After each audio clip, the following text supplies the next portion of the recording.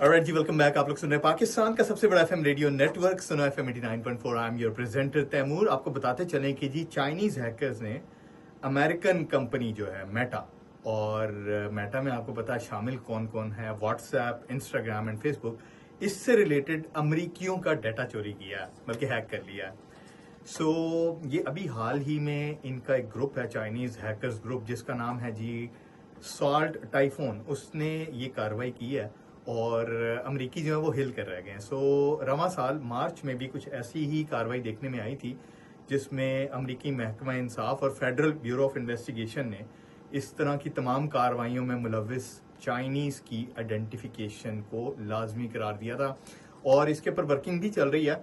लेकिन अब वो बात आहिस्ता आहिस्ता पीछे चली जा रही है। जो दुनिया की वाकई ताकतवर तरीन कौमें हैं, अब वो बॉम्ब्स, टैंक्स और ट्रेडिशनल फाइट्स में नहीं जा रहे, ट्रेडिशनल वॉर्स में नहीं जा रहे हैं, बल्कि ये जो साइबर सिक्योरिटी की ब्रेकेज है, जो डाटा चोरी करने की कार्रवाइयाँ, इसमें इजाफा हो रहा है।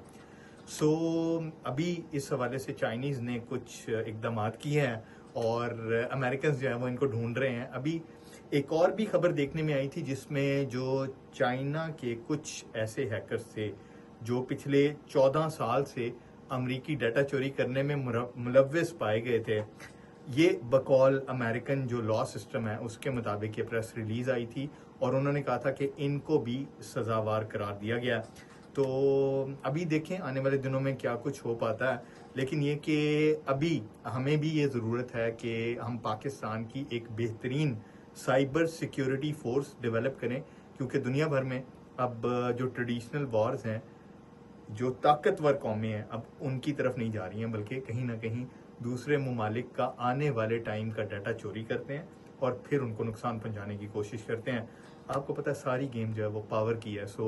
It's all about how much better skill you have with in your country, और अगर आपके पास अच्छी फोर्स है तो आप इस तरह के अटैक्स का इजीली मुकाबला कर सकते हैं।